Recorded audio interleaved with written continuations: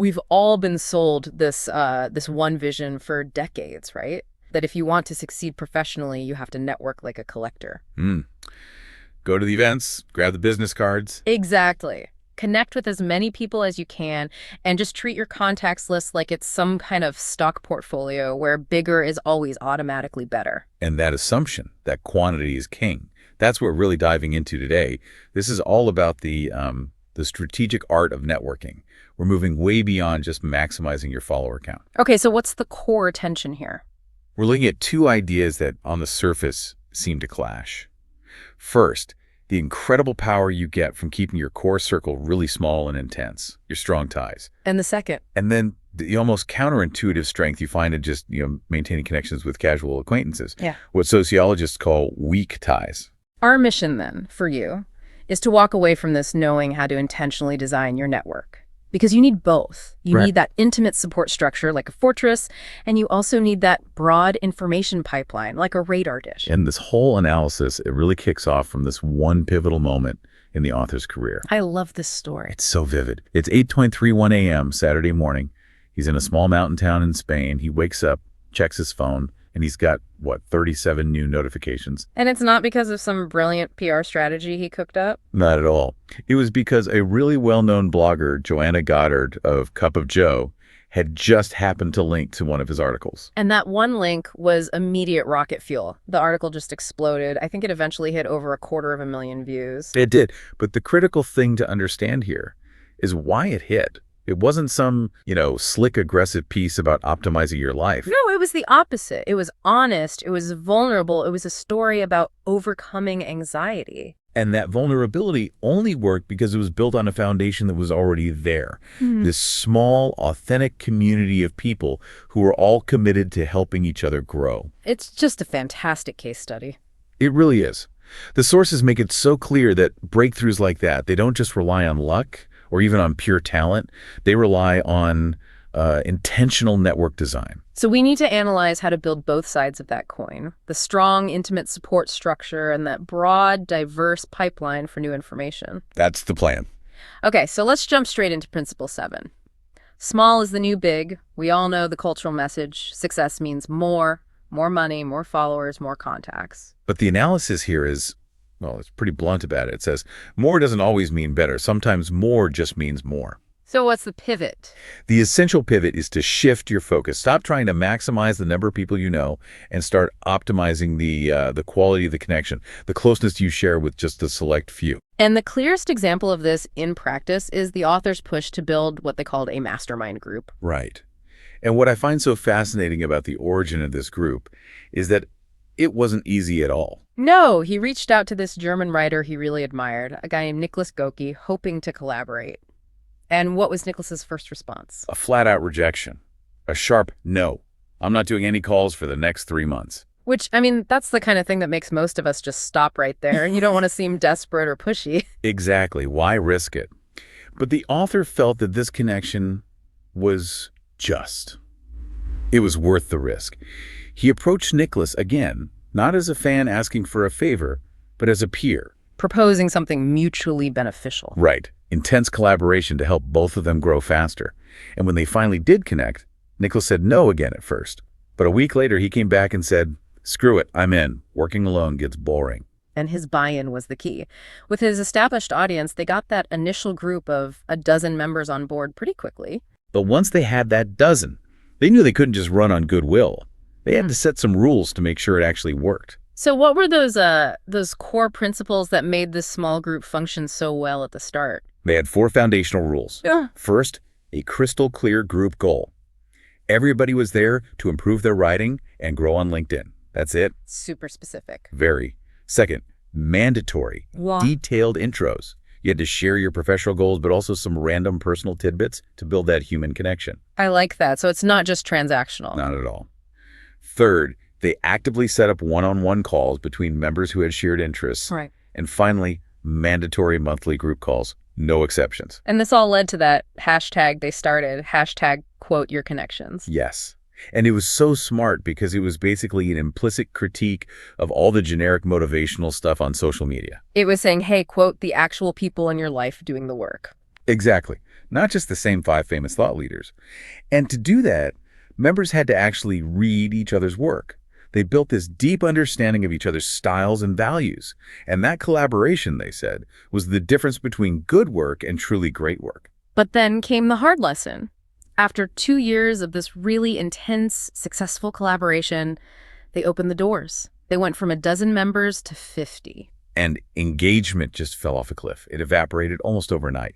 The effort to keep 50 people deeply invested it diluted the quality of everything. Which brought the author to a core conclusion about himself. That he thrived by digging deep with a select few, not by trying to lead these big, sprawling groups. And what's wild is that this intuitive feeling he had, it's actually backed up by some pretty serious academic research. Dunbar's number. That's right. Robin Dunbar, a British anthropologist, he proposed that our brains, our human brains, are really only built to maintain about 150 meaningful relationships. And he found this pattern everywhere, right? Yeah. In military units, in organizations. Yes. Groups naturally tend to splinter once they get bigger than that, just so they can maintain those crucial, tight bonds. Of course, the counter-argument is always technology. We have LinkedIn, Instagram. Surely we can handle more now. People like Johan Lind do argue that, our capacity is limitless now. But that kind of misses the point for you, for the individual. Whether the real number is 150 or 500, it's almost irrelevant. The trap is believing that bigger is automatically better. Precisely. For most of us, trying to genuinely keep up with 150 people is just exhausting. The real work is finding the right size for you and then just focusing entirely on the quality of those connections, not the quantity. So we've established that small is strong, small is deep. But, okay, practically speaking, how do you figure out who belongs in that tight, supportive network?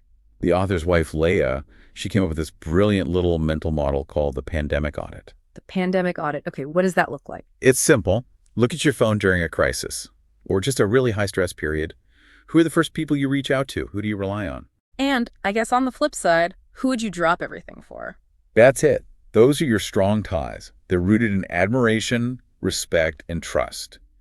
Those are the relationships you have to prioritize and optimize on your calendar first before anything else. I really like that framing. It's not about cutting people out. It's about elevating the people who are already giving you the most value. Exactly. But trust and enjoyment, that's one thing. Is that enough to actually create, career breakthroughs? And that's where this idea of the Patchwork Network comes in. Right. A closed circle built on trust, yes. But, and this is crucial, it also has to be built on complementary skill sets that cover your own shortcomings. So it's not enough to just like them. They have to bring something different to the table. Okay. Let's talk about the Shook-Kelly framework. Yeah, so Kevin Kelly's firm uses this to evaluate collaborators. They look for 3 distinct types of people to build a balanced team. Okay, what are they? First, you need starters. These are the people who are good with a blank page, the idea generators. Then you have the developers. The developers. They're the ones who are good at taking that initial idea and untangling all the knots that inevitably pop up. The author actually sees himself as a developer. And finally, the finishers. The finishers, the perfectionists. They're the ones who apply that final polish that makes a project really shine. But that sounds like it could create a lot of friction. I mean, you put a big picture starter with a detail-oriented finisher. There have to be disagreements. Oh, that friction is the entire point. The key takeaway is that when your relationships are based on these complementary skills, the focus shifts. It's not about who's right anymore. It's about getting it right. Exactly. You're all aligned on the goal of collective progress. The source says this dynamic lets partners happily fight 1 minute and then be laughing the next. That friction elevates the work from an 8 to a 10. Okay, so that really covers the depth side of the network. Now we have to look outside that tight circle. Let's transition to the breadth. Principle 8. Gain new eyes through the power of weak ties. And a weak tie is basically just a relationship with an acquaintance or a colleague outside your inner circle, someone you don't work with closely. And the real strength here is so counterintuitive. We have to talk about the sociologist Mark Granovetter. His 1973 paper, The Strength of Weak Ties, is a landmark. It completely flipped networking advice on its head. So what did he find? He found that while your strong ties, your close friends, your family, are absolutely essential for emotional support, it's your weak ties that hold the most power for finding new opportunities and accessing new information. Right. When you think about it, the logic is just It's inescapable. Your close friends all run in the same circles you do. Right. They read the same articles, they hear about the same jobs, they're probably facing the same industry problems. It's an information echo chamber. Whereas your weak ties, they live completely different lives. They open up whole new worlds. Precisely. And a massive LinkedIn study reinforced this. They tracked 20 million users and found that, yep, weaker ties were often more effective in helping people find jobs than their stronger ties. Can you give us a concrete example of that? Sure. The sources cite a music marketing consultant. Her business closed during the pandemic. Her close network couldn't help because, well, they were all in the struggling music industry too. A classic echo chamber problem. Total echo chamber. But a former student, a classic weak tie she hadn't spoken to in years, referred her to a job at a marketing firm completely outside her old world. Another example was a teacher who transitioned careers thanks to someone she only knew from her high school marching band. It's about creating what you might call systemic career luck. That's a great way to put it. And beyond just jobs, there's this other crucial benefit of weak ties, which is about maintaining your intellectual life. The author shares this really powerful warning from his father. It's a very visceral phrase his father used. He talked about the sadness of friends who chose to become intellectually dead. What did he mean by that? He meant friends who, as they got older, just stopped. They rarely read anything new, they barely left the house, and they only talked to the same people who all thought the same way. The echo chamber again. When you only surround yourself with people who agree with you, your critical thinking skills they atrophy. And online algorithms make it so much worse. They are designed to push you down these rabbit holes of more and more extreme, singular viewpoints. So weak ties are the antidote. They are. They give you access to new perspectives. They create what some people call idea sex, where two different ideas combine to make a totally new, innovative third idea. And the goal isn't even necessarily to change your mind. No, not at all. It's to understand why other people believe what they believe. Proactively seeking out those diverse views just adds weight to our own arguments. The sources have a great practical tip for this. Talk to people much younger and much older than you are. Such a goldmine of advice. Younger people give you a glimpse into the new world, into coming trends. And older people, they are a goldmine for learning what's actually worth keeping from the old world. Okay, this is all great, but we all have limited time. How do you keep these weak ties warm without it becoming a full-time job? You need systems, not just random effort. George Anders, an editor at LinkedIn, gives this fantastic piece of advice. Which is? Send a warm, personalized congratulations note when someone in your network gets a new job or a promotion. But, and this is the most important part, you have to do this specifically when you have absolutely nothing to ask from them. That is the crucial catch. You reference a shared memory, a little inside joke, you make it authentic. The point is to show you genuinely care without any agenda. That builds up goodwill. So that 6 months later, if you do need something, the relationship is already warm. Exactly. They're way more likely to respond. The author also gives a great little cheat sheet for quick weekly messages. He suggests sending at least 2 a week. And they're so practical. First, just a simple thank you message to a mentor or an old coworker. Second, a message to someone doing admirable work that you see.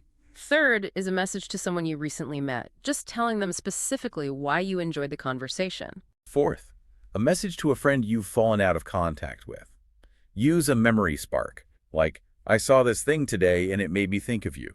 And the fifth one is my favorite, a message to a former coworker, just checking in, sharing a funny memory, like hoping Bob from Accounts Payable has learned not all phone calls need to be on speaker. That little touch of humor, that personalization, it builds so much goodwill. It shows you care about them as people, not just as, assets in a network. So, to wrap this all up for you, we've covered the absolute need for a small, tight patchwork network with complementary skills.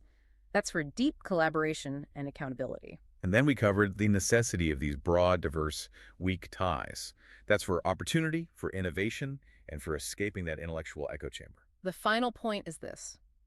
You have to treat your career like it's your own business. But the most successful businesses are almost never one-person shows. Right. You have to find people you trust and admire, people who cover your blind spots, and hold them tight.